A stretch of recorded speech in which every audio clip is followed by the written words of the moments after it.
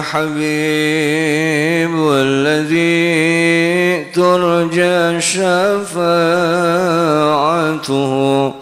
لكل هول من الأهوال مقتحم يا رب بالمصطفى بلغ مقاصدنا واغفر لنا ما مضى يا واسع فهو الذي ثم معنه وصورته ثم اصطفاه حنيئا بارئ النسم يا رب بالمصطفى بلغ مقاصدنا. Bismillahirrahmanirrahim. Assalamualaikum warahmatullahi wabarakatuh.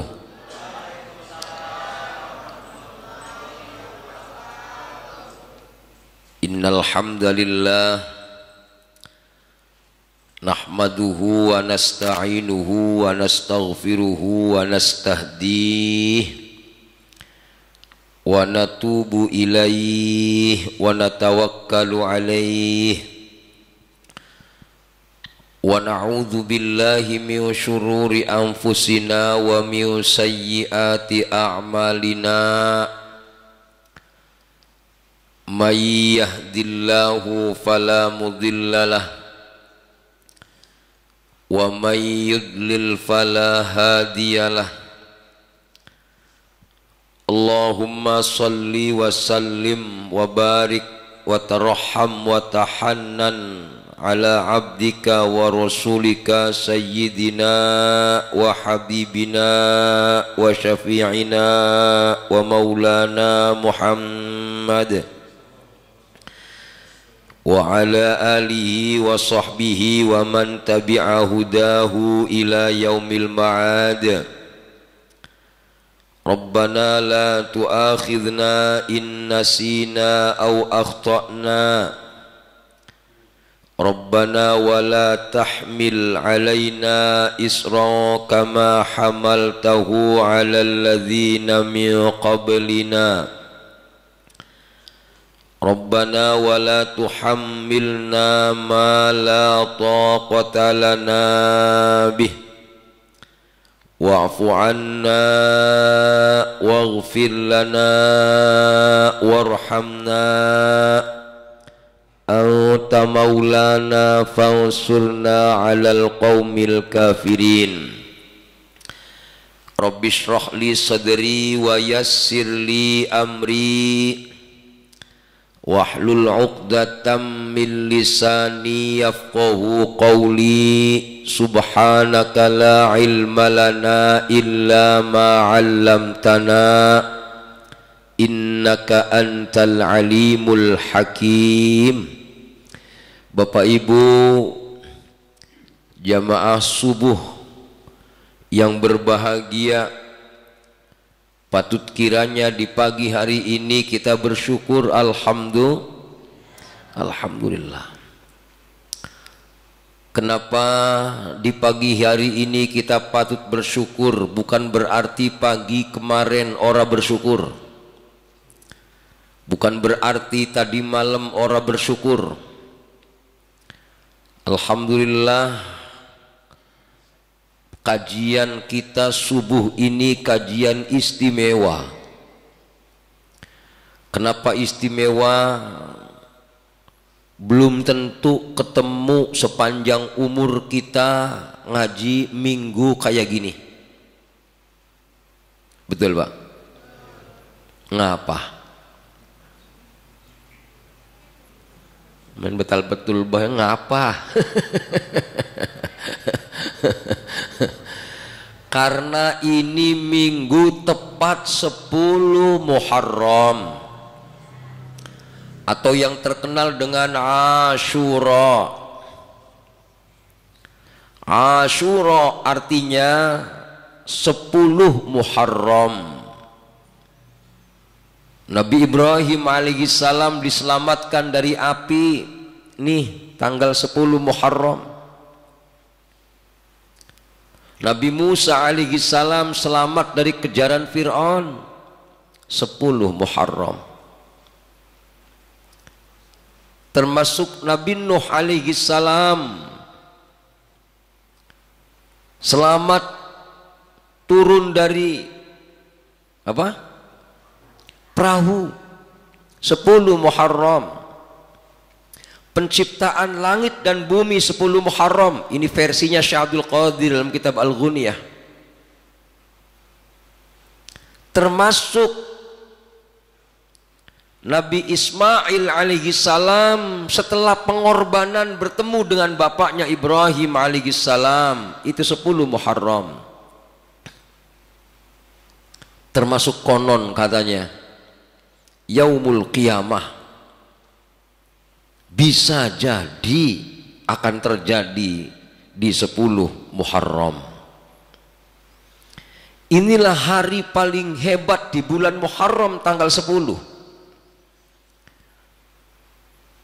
Siapa orangnya yang menjalankan ketaatan kepada Allah Subhanahu wa taala, Allah lipat gandakan pahalanya.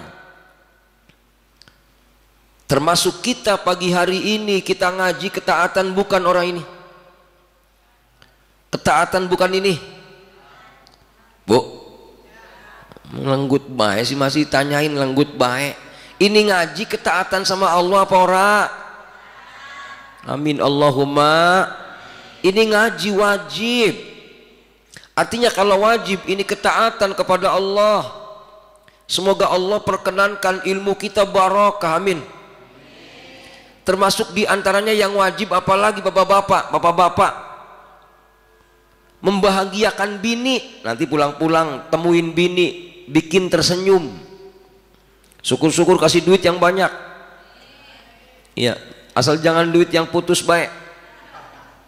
Ya, ngapa masalahnya? Orang-orang yang membahagiakan keluarga itu kan wajib hukumnya, dibahagiakanlah keluarga kita. Ya, termasuk diantaranya ngasih makan sama orang yang berpuasa. Yang puasa ini mah, yang puasa nggak tahu nih roman-romannya, kayak saya orang puasa kali. Iya. Apalagi maaf nengok orang sakit. Semua perintah Allah, semua sunnah Rasulullah SAW itu adalah ketaatan kepada Allah dan Rasulnya, dilipat gandakan pahalanya di hadapan Allah Subhanahu wa taala.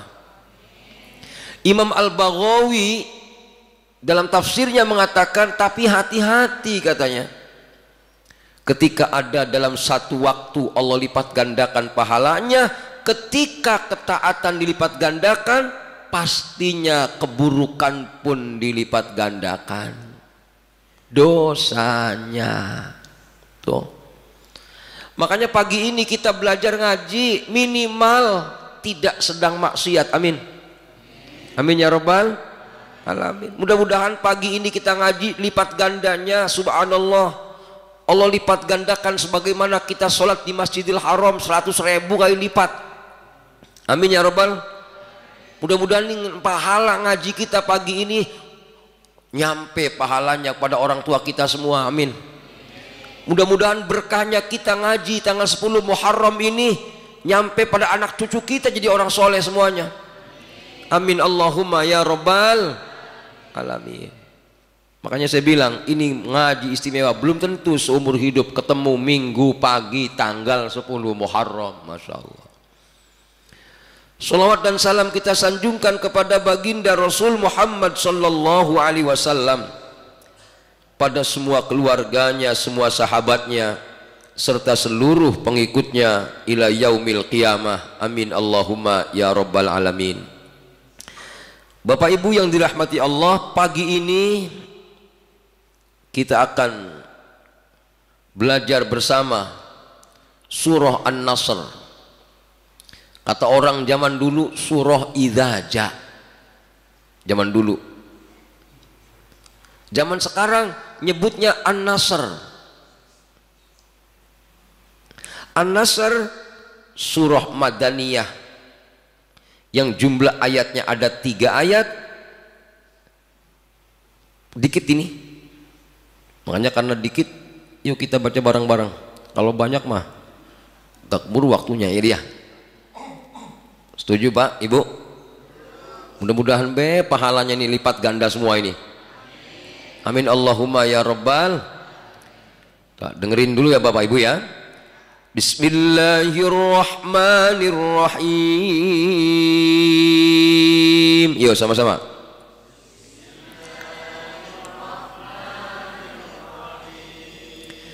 Idza jaa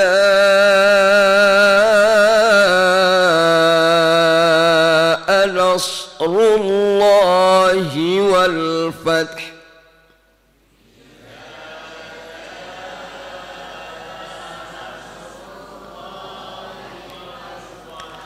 wa ra'aitan nasa yadkhuluna fi dinillahi afwaja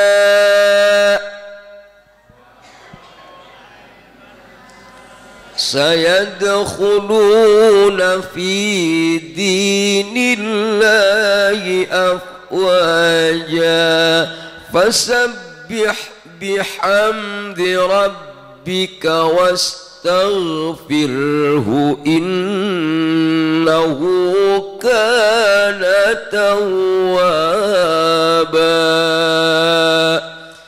fasabbih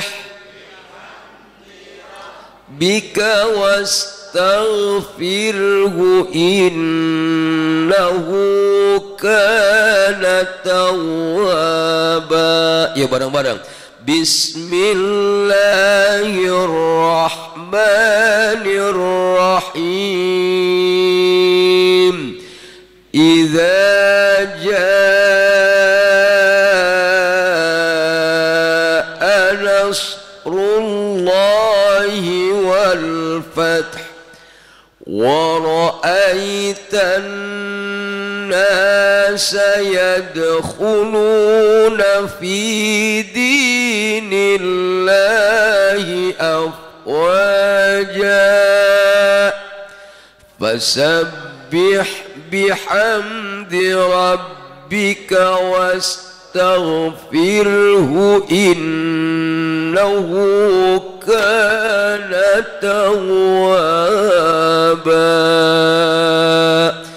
Sadaqallahul azim. Idza jaa, apabila telah datang. Apa yang telah datang? Apa nasrullahi, pertolongan Allah, wal fathu, dan kemenangan. Apabila datang pertolongan Allah, apabila telah datang pertolongan Allah dan kemenangan. Wa ra'aitan nasa, kaum Muhammad melihat manusia, yadkhuluna, mereka masuk, fi dinillahi, di dalam agama Allah, afwajan, dengan berbondong-bondong. Fasabbih, maka bertasbihlah kamu Muhammad, bihamdi rabbika, dengan memuji Tuhanmu Muhammad, wastaghfirhu, dan mohon ampunlah engkau Muhammad kepada Tuhanmu, innahu kana tawwaba, sesungguhnya dia Allah maha menerima taubat. Hadirin yang dirahmati Allah SWT, apa yang dimaksud kemenangan di dalam ayat ini? Ternyata ayat ini kaitannya turunnya, nazalat fi munsharifin Nabi sallallahu alaihi wasallam, nazalat fi munsharifin Nabi sallallahu alaihi wasallam min ghazwati Hunainin. Surat ini turun setelah Nabi pulang dari perang Hunain. Apa perang Hunain itu? Perang Hunain itu perang yang terjadi pada tahun 8 Hijriah. Perang Hunain ini perang yang diabadikan di dalam surah At-Taubah ayat 25. Allah Subhanahu wa taala berfirman, laqad nasarakumullahu fi mawatina katsirah wa yauma Hunain idh a'jabatkum kasratukum falam tughni ankum syai'a wa dhaqat 'alaikumul ardu bima rahubat thumma wallaitum mudmirin. Ternyata hadirin, perang Hunain ini terjadi pada tanggal 10 Syawal. Ya. Berapa?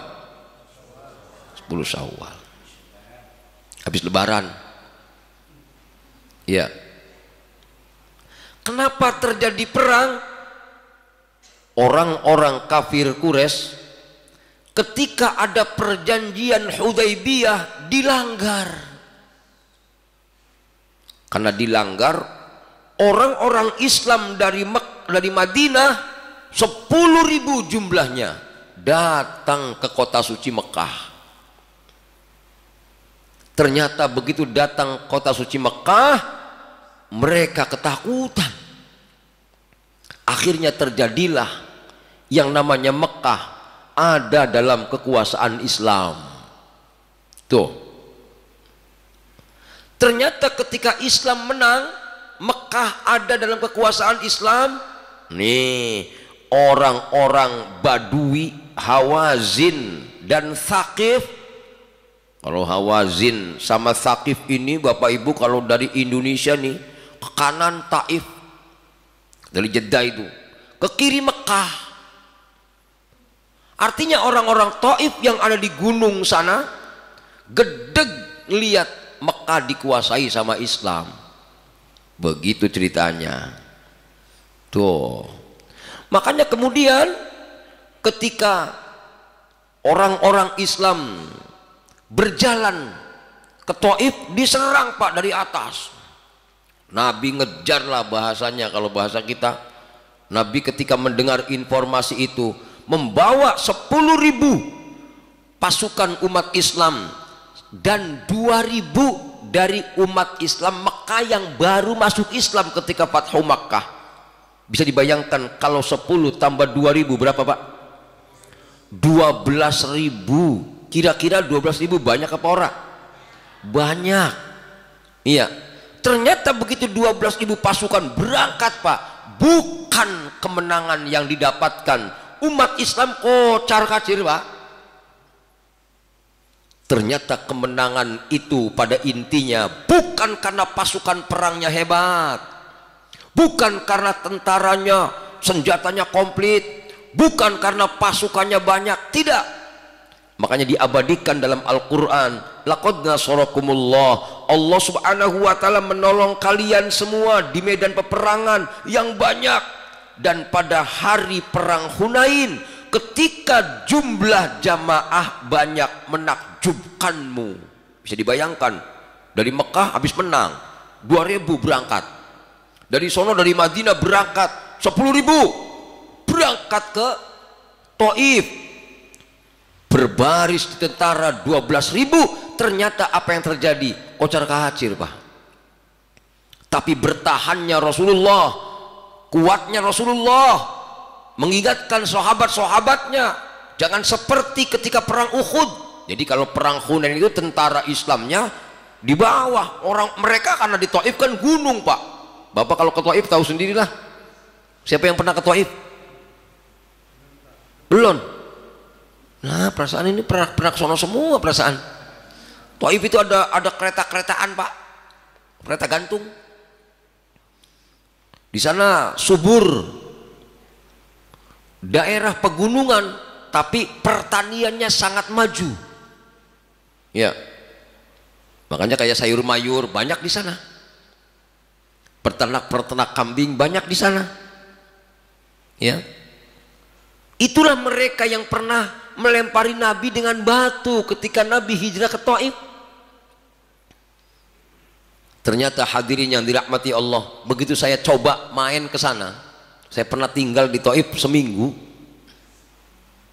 Subhanallah, jahil-jahilnya orang Taif itu.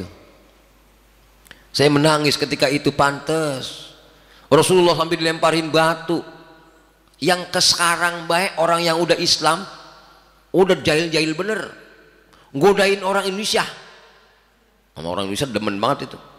Saya paling gedeg kalau ada orang lanang demen sama orang lanang. Kalau orang lanang demen orang wadon wajar baik. Kalau segala orang lanang dibujak apa namanya, dibujak-bujak apa namanya, Pak? Ya di apa namanya ya? Ya begitu dah. Susah ngomongnya. Iya.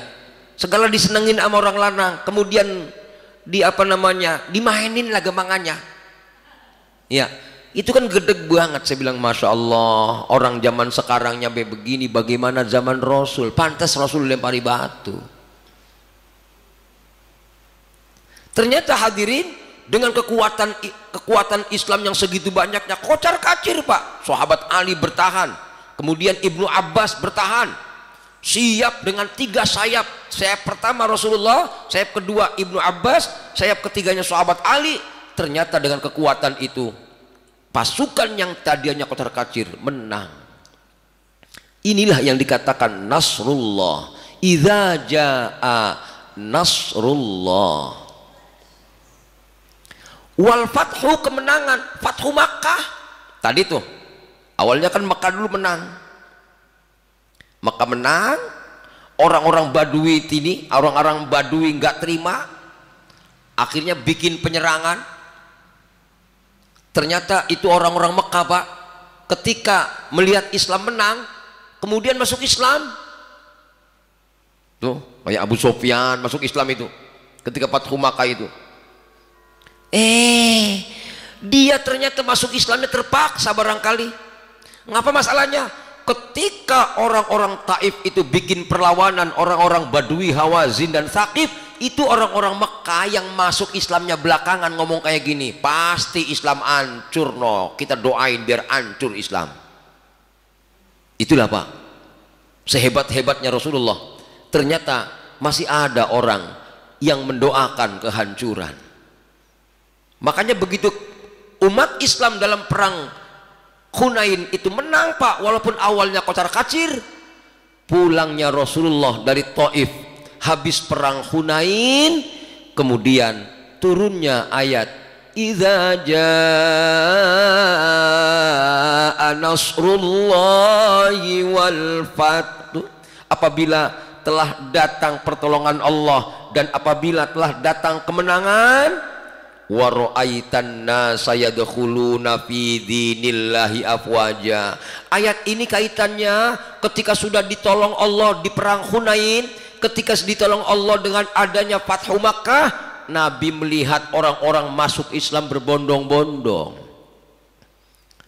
Makanya kemudian Allah mengingatkan Muhammad, lihat tuh, kau lihat orang-orang mereka masuk Islam berbondong-bondong, maka fasabbih bihamdi rabbika wastaghfirhu, bertasbihlah kamu wahai Muhammad bihamdi rabbika, dengan memuji Tuhanmu, wastaghfirhu, dan mohon ampunlah kau kepadanya, innahu kana tawwaba, sesungguhnya dia Allah yang maha menerima taubat.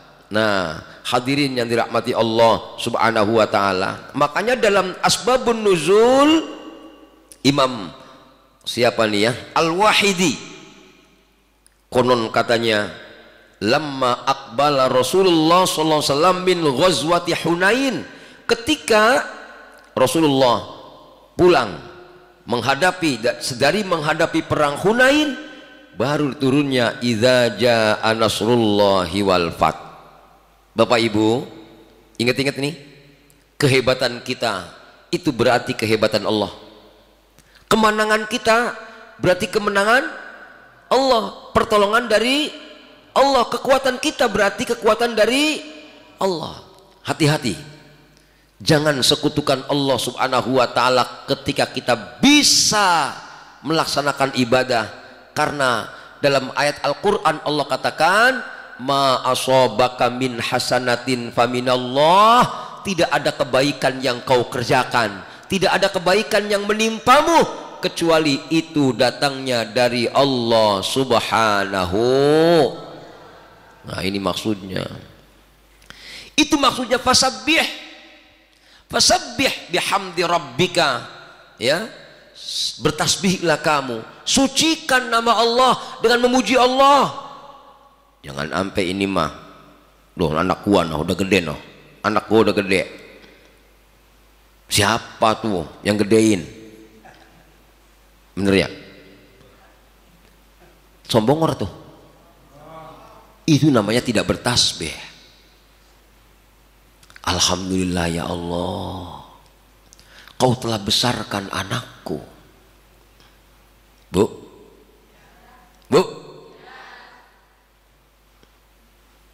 siapa orangnya di pagi hari melihat anaknya, kemudian dia bersyukur kepada Allah, alhamdulillah kau telah besarkan anakku ya Allah, maka pahalanya sama seperti melihat wajah Nabi Muhammad sallallahu alaihi wasallam. Pak, ini mah anak lahir baru usia setahun, apa ditimang-timang, ini anak papa, ini anak raja, ya kan? Ini bocah jelek, ini bocah hitam. Ya Allah, ngapain? Iya, ngakunya ini anak raja. Kata bocahnya, raja apaan? Tremos begitu ngaku raja. Gitu ya. Ngapa masalahnya? Sayang orang ada pahalanya. Sayang tidak mentasbihkan nama Allah, tidak mensucikan asma Allah. Padahal kalau seandainya kita mensucikan asma Allah ketika anak kita besar, ingat-ingat, besarnya anak kita bukan karena kita hebat mendidik anak kita, tapi kita ditolong Allah bisa membesarkan anak itu. Itulah yang dikatakan fasabbih bihamdi rabbika wastaghfirhu innahu kana tawwaba. Makanya lihat Pak, nggak usah jauh-jauh dulu bagaimana kemenangan Allah dalam kehidupan kita. Kita bisa sholat subuh, alhamdulillah, kemenangan Allah itu. Makanya dalam hadis Nabi dikatakan, tidak ada seorang hamba di saat dia diberi nikmat oleh Allah, dia memuji Allah, Allah Subhanahu wa ta'ala menjadikan pujian kepada Allah itu orang-orang yang bersyukur kepada Allah. Tuh orang itu bersyukur tuh, mengucapkannya 2 kali. Ternyata dalam hadis Nabi itu dikatakan orang itu telah memperbaharui pahala syukurnya. Orang itu saking syukurnya sama Allah, dia mengucapkan alhamdulillah 3 kali, Allah rontokin dosa-dosanya. Tuh, ternyata bukan sekedar nikmat itu doang, nikmat ngelihat bocah tadi tuh, siapa orangnya ketika melihat anaknya, kemudian dia sebut nama Allah, dia puji Allah, ternyata orang itu dikasih pahala sebagaimana melihat wajah baginda Nabi Muhammad sallallahu alaihi. Artinya apapun kemenangan yang kita dapatkan, ternyata yang harus dibesarkan itu bukan kita, tapi Allah Subhanahu. Lihat kita puasa, sebulan kita puasa, selesai kita puasa, kita menang, bisa melaksanakan puasa full 1 bulan. Yang digedein bukan kita, tapi yang digedein itu asma Allah Subhanahu wa ta'ala dengan kita melaksanakan takbir. Betul nggak? Allahu Akbar, Allahu Akbar, Allahu Akbar. Tuh, Allah maha besar, Allah Akbar, Allah maha besar. Betul Pak? Betul Pak? Lihat di dalam takbir itu, Allahu Akbar kabira walhamdulillahi katsira wa subhanallahi bukratan wa asila la ilaha illallah wa la na'budu illa iyyah mukhlishina lahuddin walau karihal kafirun. La ilaha illallah wahdah, tidak ada Tuhan selain Allah, dialah yang esa. Shadaqadah, benar janjinya, janji Allah pasti benar. Wa nasara abdah, dialah Allah yang telah menolong hambanya. Tuh, termasuk menolong kita saat kita bisa puasa, termasuk menolong kita di saat kita bisa sholat.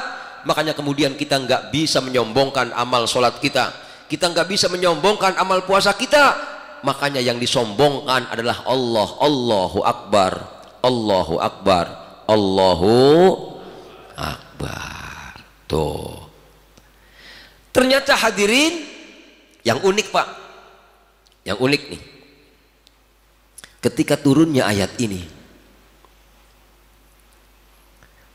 qala Rasulullah sallallahu alaihi wasallam, Rasul manggil Ali, Rasul manggil Fatimah. Ya Ali ibn Abi Talib, ya Ali ibn Abi Talib, ya Ali ibn Abi Talib, wa ya Fatimatu, qad jaa nasrullahi wal fath.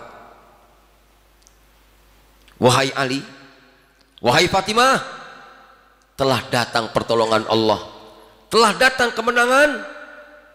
Wa ra'aitun nas, aku melihat orang-orang, yadkhuluna, mereka masuk, fi dinillahi, pada agama Allah, afwajan, berbondong-bondong. Fasubhana rabbi, maka maha suci Tuhanku, kata Rasul tuh. Yang dipuji adalah Allah. Wa bihamdihi, dengan memuji kepada Allah. Wa astaghfiruhu, dan aku mohon ampun kepadanya. Innahu kana tawwaba. Nah, hadirin yang dirahmati Allah subhanahu wa ta'ala, artinya dari sini ambil hikmahnya dari surah ini. Apapun yang kita bisa, bukan karena kita bisa. Ya Allah, saya tadi berangkat ke sini tuh lumayan sedih Pak. Ya Allah, kuatin saya. Berangkat ke Nurul Iman, dari malam hujan baik. Saya pikir udah reda. Begitu pede baik lagi, pakai jaket, pakai helm, naik motor, tek di jalanan, masih hujan baik. Ya Allah, tolongin gua, apa ini? Ilokan, sampai sini kita balik lagi. Ilokan berteduh, orang-orang nungguin, jangan-jangan. Begitu nyampe sini, masya Allah, alhamdulillah. Kalau bukan ditolong Allah nggak nyampe ke sini saya. Makanya kemudian ucapkan alhamdulillah, ucapkan bertasbih kepada Allah subhanahu. Subhanallah walhamdulillah wa la ilaha illallah wallahu akbar. Subhanallah walhamdulillah wa la ilaha illallah wallahu akbar. Masya Allah, setelah Rasul ngomong sama Ali, sama Fatimah, baru diturunkan idza jaa nasrullahi wal fath. Dalam riwayat Imam Ibnu Abbas, Rasul sallallahu alaihi wasallam mengatakan, wahai Fatimah, wahai Ali, turunnya ayat ini, turunnya surah ini, ingat-ingat Pak, menggambarkan kematianku. Rasul ngomong begitu Pak. Fatimah menangis. Kemudian Rasul menghibur Fatimah agar nggak usah bersedih. Wahai Fatimah, surah ini turun perlambang saya mau pulang. Kenapa? Udah menang Pak. Betul nggak? Kalau film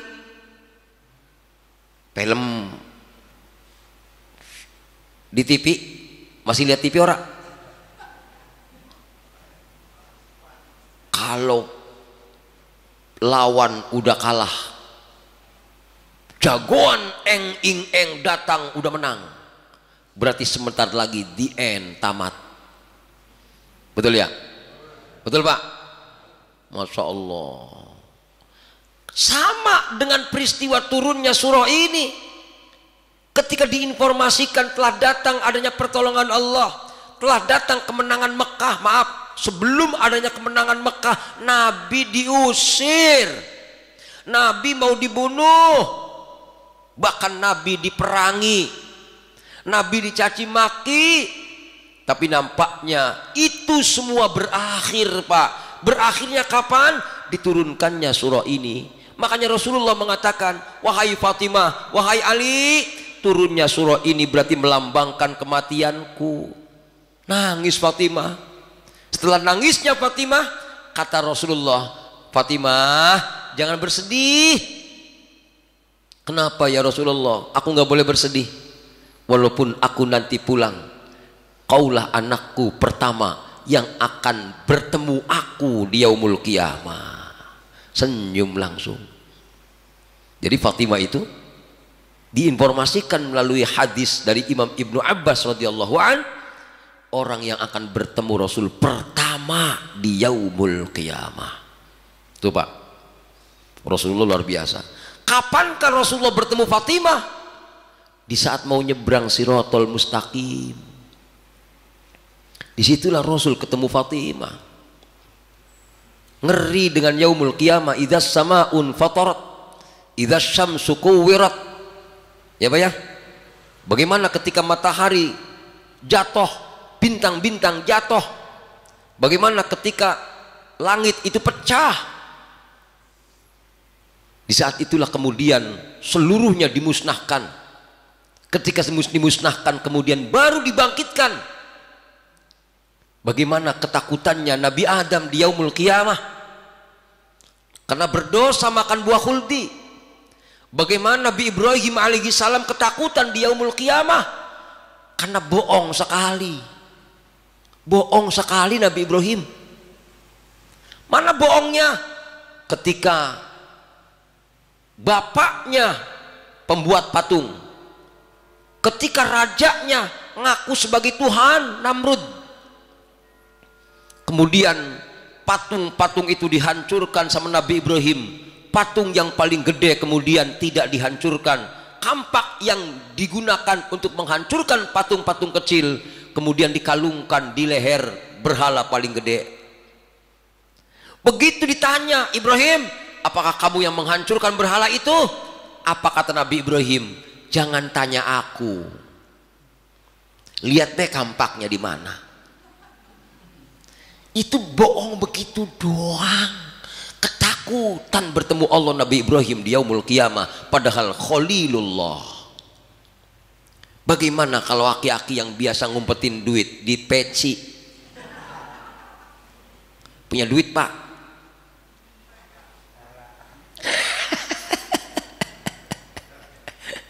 makanya kan bahasanya kalau ibu-ibu itu suka ketemu duit sial. Ngapa? Lakinya udah naruh duit di Yasin, diumpetin Yasin beda. Bilalah malam Jumat mau ikut Yasinan, nengteng be Yasin tuh. Yasin dia yang ada duitnya. Duit Yasin udah duit nih. Pulang-pulang, Pak, duit siapa di Yasin nih? Duit sial. Ngumpetin kemana-mana, lu juga yang nemuin. Besok gua taruh baik tuh di peci 7 lebaran 7 mulut peci orang ganti. Ngapa? Ada simpenan. Dilalah gedeg bininya. Tahu gedeg Pak? Laki gua 7 lebaran 7 mulut orang ganti ono peci, sampai peci kayak pantat monyet merah. Tahu pantat monyet Pak? Konon katanya merah itu pantat monyet. Ngapa masalahnya? Karena pelit. Monyet pantatnya merah karena pelit. Dikasih makan, tangkep, penuh melut, tangan kanan penuh, tangan kiri penuh Pak, simpen kaki kanan. kaki kanan penuh, simpen kaki kiri. Makanya dia berdiri pakai pantatnya. Kadang geser, mempertahankan kacang. Jadi akhirnya pantatnya merah. Makanya orang yang pantatnya merah mirip dengan monyet. Ngapa? Pelit. Lo akan beli peci setahun sekali orang bisa. Begitu kira-kira. Ternyata bukan karena pelit. Bergedeg bininya dilempar baik tuh mau sholat Idul Adha, Idul Fitri. Laki gua mau berangkat ke masjid, pecinya dia lagi baik dilemparin baik pulang tuh ujung buning. Yang diinget bukan pecinya, wadon. Itu ada simpenan gua. Lari liatin badonya, apa ini? Masya Allah, ternyata bohong lakinya ngumpetin duit. Bagaimana ketemu Allah di yaumul qiyamah kalau membohongin orang-orang wadon? Waduh, rumah-rumahnya resep banget kalau orang lanang dibejegin. Ngapa masalahnya? Lihat Nabi Ibrahim, dosa apa begitu doangan, ketakutan menghadap Allah di yaumul qiyamah. Orang yang pertama kali sujud di yaumul qiyamah adalah baginda Rasul sallallahu alaihi wasallam.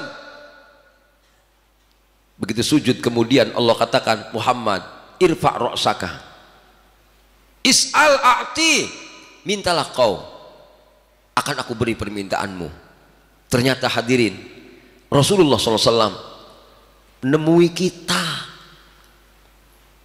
di yaumul qiyamah karena beliau adalah sayyidu waladi Adam yaumal qiyamah.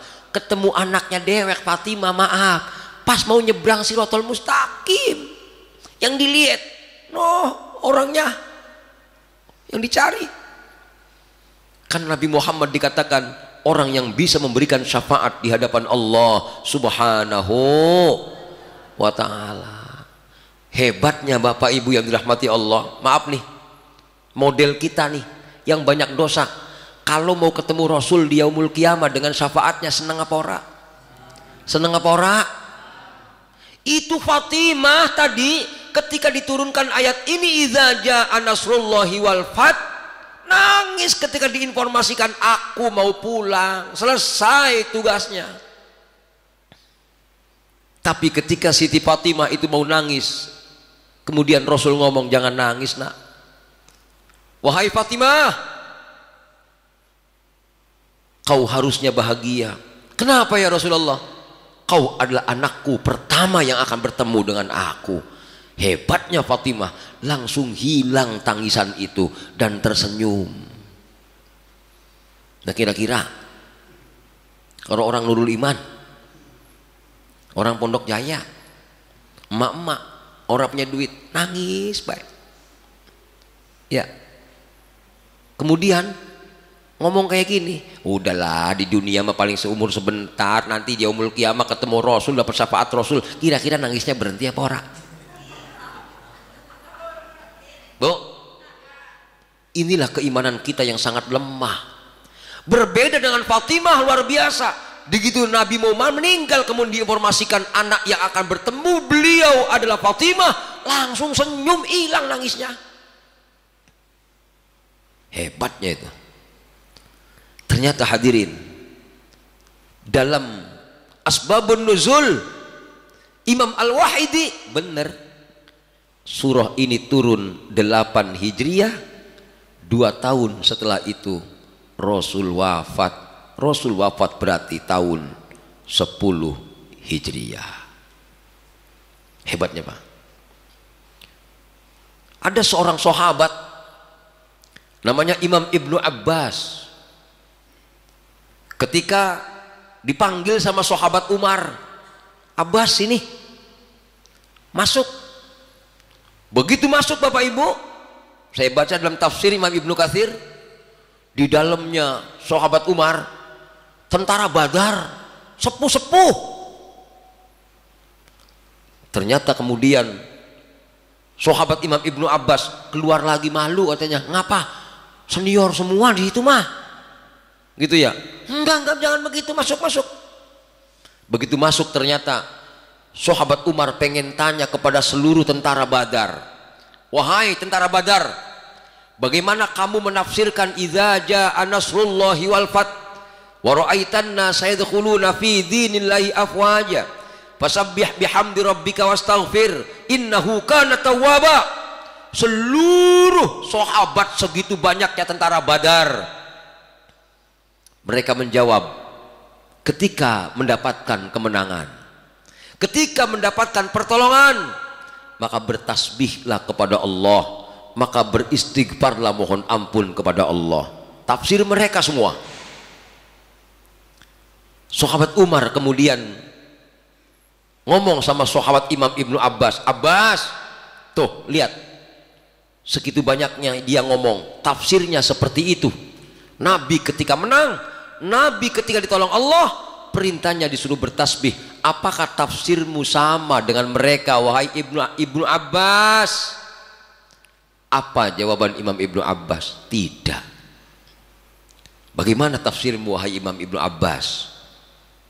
Menurut aku, kemenangan itu pertanda bahwa Rasul akan pulang menghadap Allah Subhanahu wa ta'ala. Makanya dari sini ucapan Imam Ibnu Abbas yang mengatakan ketika turunnya idza jaa nasrullahi wal fath, itu akan pulangnya Rasulullah, ternyata betul. 2 tahun setelah turunnya idza jaa nasrullahi wal fath, Rasul kembali ke Rafiqil A'la menghadap Allah Subhanahu wa ta'ala. Inna lillahi wa inna ilaihi raji'un. Masya Allah. Nah, hadirin yang dirahmati Allah, dari sini Bapak Ibu ingat-ingat nih, ketika kita ingin menjadi orang yang menang, taatilah Allah. Lihat Rasulullah Pak, ketika Fathu Makkah, ini Pak, ciri-ciri bapak taat kepada Allah nih, ciri-ciri ibu taat kepada Allah nih, ciri-cirinya. Walau disakiti, dia tidak mau menyakiti. Walau dizalimi, dia tidak mau menzalimi. Lihat Rasul ketika Fathu Makkah, apakah Rasul kemudian membantai habis orang-orang Makkah? Tidak. Siapa yang masuk rumahnya Abu Sofyan, selamat dia. Semua dibikin adem. Kemenangan Islam ketika Mekah menang, ternyata tidak membantai orang-orang yang kalah, tapi diayomi semuanya. Padahal orang-orang kafir Pak udah ketakutan. Jangan kemarin Muhammad dibantai sama kita, pengikutnya dibantai sama kita, kalau dia menang habis kita, udah pucat semuanya. Tapi nampaknya apa yang terjadi? Rasul justru menebarkan kasih sayang, semua diayomi walaupun mereka posisinya sudah kalah. Inilah ciri-ciri orang yang menang di hadapan Allah Subhanahu. Kenapa masalahnya? Maaf, kemenangan Rasulullah di perang Hunain, apakah betul-betul kemenangan Rasul? Kemenangan siapa? Kemenangan Allah. Kocar kacir tentara Pak. Termasuk maaf, kemenangan Nabi Ibrahim. Lihat Pak, sekarang Muharram nih, Nabi Ibrahim selamat dari api. Kemenangan siapa itu? Apakah Nabi Ibrahim hebat? Tidak. Siapa yang hebat? Allah Subhanahu. Bagaimana Nabi Ibrahim itu nggak hebat Pak? Maaf nih, Nabi Ibrahim saya katakan nggak hebat. Begitu berhadapan dengan Namrud Pak, dikejar-kejar Pak. Ngapa masalah dikejar-kejar? Karena mengakui Tuhannya Allah. Lalu dikejar, Nabi Ibrahim ngasih perlawanan nggak? Tidak, lari. Orang lari kuat apa lemah? Lemah apa kuat? Lemah Pak. Dikejar ketangkep. Kemudian Namrud memerintahkan, ayo kumpulin kayu bakar, kita bakar hidup-hidup Ibrahim. Pengen tahu Tuhannya bisa nolong apa ora? Siapa yang nolong dia? Ternyata begitu api itu menyala, Nabi Ibrahim dilemparkan, kemudian mendung sudah mulai mau turun Pak. Nabi Ibrahim berdoa kepada Allah, ya Allah jangan kau turunkan hujan. Ayo kalau model kita kira-kira gimana Bu? Kalau model kita gimana kira-kira? Ya hujan nih, itu menuhankan hujan, lupa siapa yang ngasih hujan. Kalau Nabi Ibrahim, enggak ya Allah, jangan kau turunkan hujan, aku enggak mau api ini mati karena hujan, aku ingin api ini mati karena engkau. Hebat itu. Ini Pak, taat sama Allah kayak gini nih. Dari sinilah kemudian Allah ngomong sama api, padamnya api, nggak dipademin. Allah langsung yang ngomong sama api, ya naru kuni bardan wa salaman ala Ibrahim. Wahai api, jadilah kau padam dan selamat bagi Ibrahim alaihi salam. Ih, orang-orang sorak-sorai, mampus Ibrahim, mati Ibrahim. Nabi Ibrahim lagi sholat di dalam, yang mati malah Namrud. Ngapa? Nih Pak, kalau bapak bener-bener ngerti pertolongan Allah, kalau ibu-ibu ngerti pertolongan Allah, lihat contoh Nabi Ibrahim di saat menang, lihat contoh Nabi Muhammad di saat menang. Apakah membantai orang-orang yang menyakitinya? Tidak. Ibrahim tidak. Bahkan maaf, sebenarnya Namrud itu lupa. Lupa bagaimana Pak? Jadi begini Pak ceritanya. Kalau saya baca dalam satu riwayat tafsir itu, Jibril nantangin Namrud. Namrud, kamu bener raja, kamu bener Tuhan. Ya, kalau kamu ngaku Tuhan, perang, siap, tentara perang. Bagaimana Namrud nggak mau perang Pak? Kekuasaannya Namrud internasional, dunia. Ada 4 raja yang kekuasaannya dunia, di antaranya Namrud berkuasa 400 tahun. Soeharto berapa tahun? 32. Jokowi 10. Ya, 400 tahun. Tapi nampaknya Bapak Ibu yang dirahmati Allah, ini ketika 400 tahun ini Namrud sakit. Sakit apa? Karena perang sama Jibril. Begitu pasukan Namrud datang ke lapangan siap perang, ternyata pasukan musuh nggak ada. Datanglah malaikat Jibril. Jibril, mana pasukanmu, kita perang. Sebentar lagi datang.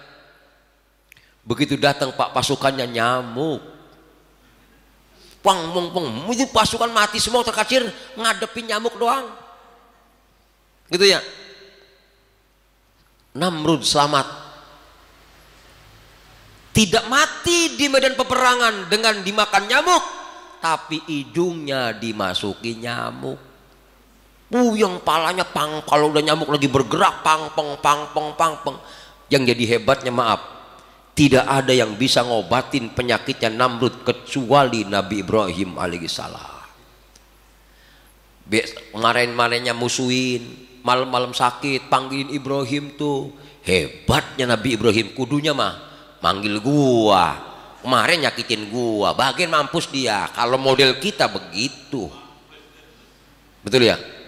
Tapi Nabi Ibrahim maaf, walaupun walaupun menyakiti, walaupun ngaku sebagai Tuhan, tapi ketika Namrud memanggil Nabi Ibrahim datang nolong Namrud.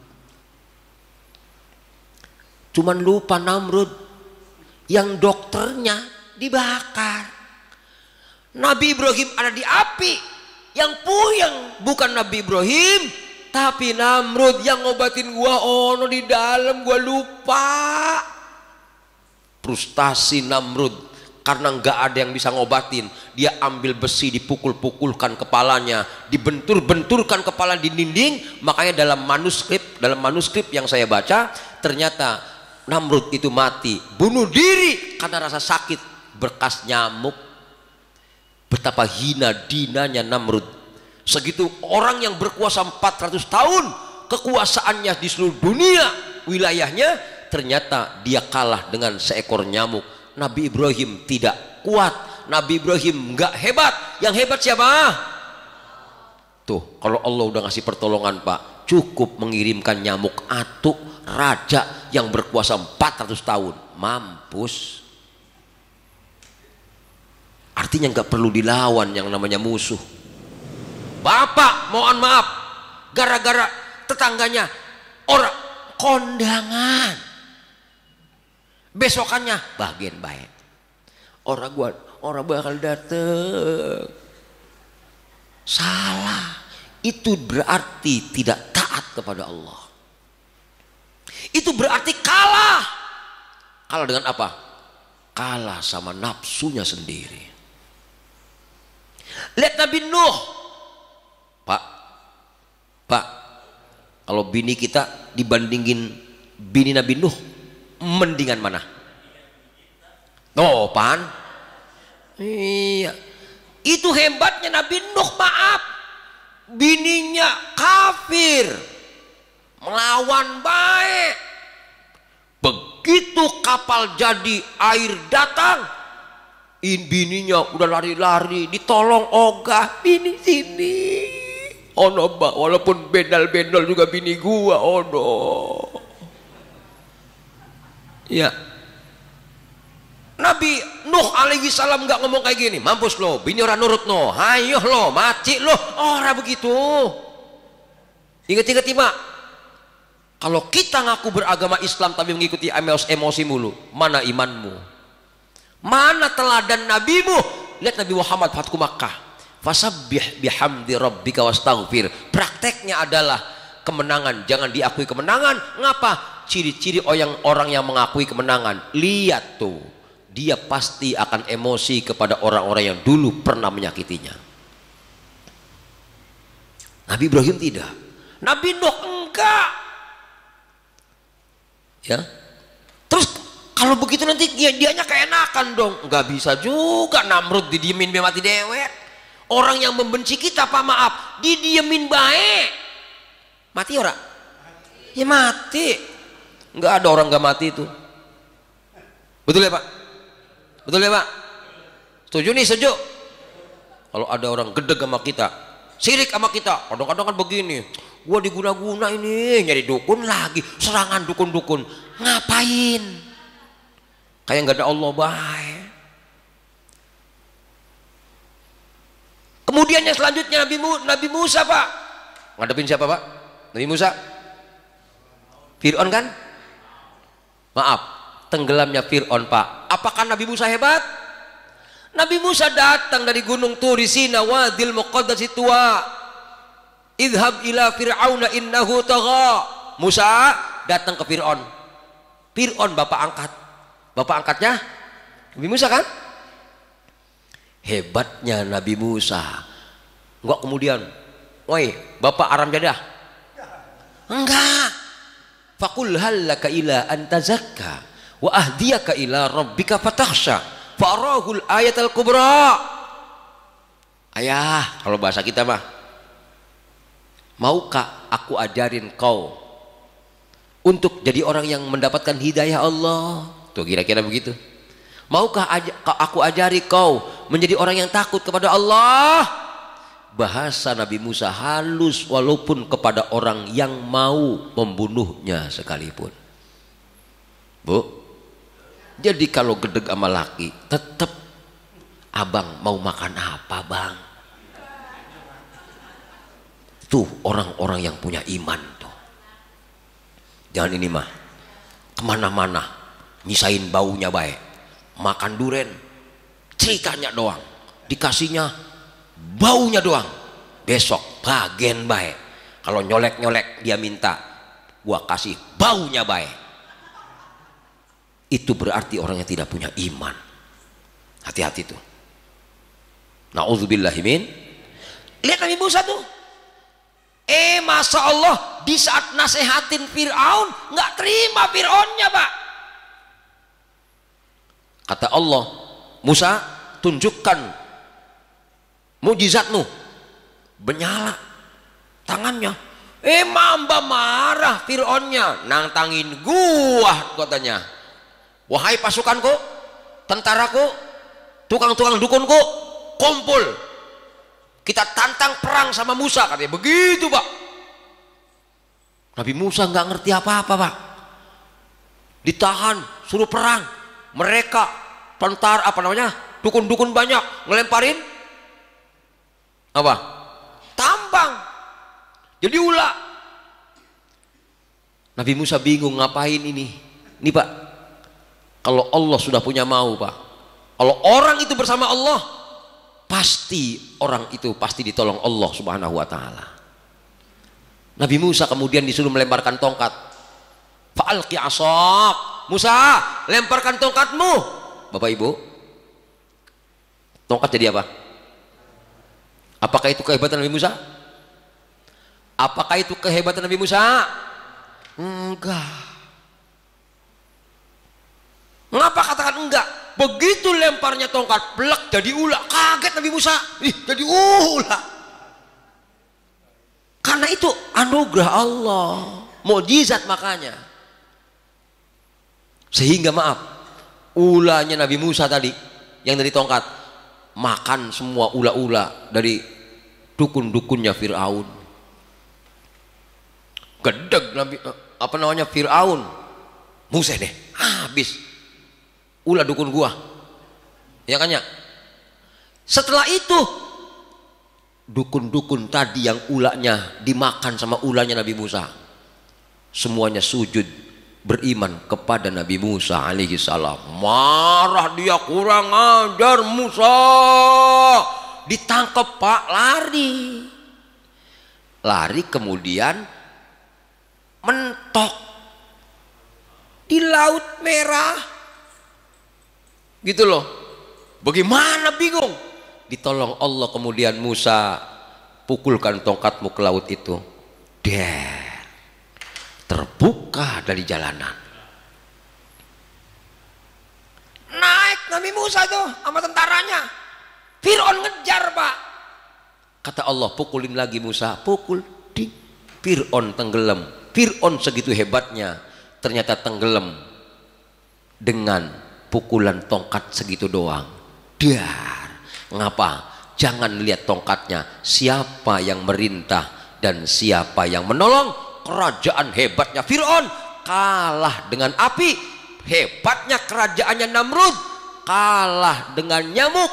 Ternyata orang-orang kafir zaman Nabi Nuh itu hebat, kalah dengan air juga pada ujungnya. Yang hebat Nabi Muhammad ketika Fathu Makkah nggak ada apa-apa, nunduk duluan. Padahal Nabi berangkat mau haji sebenarnya.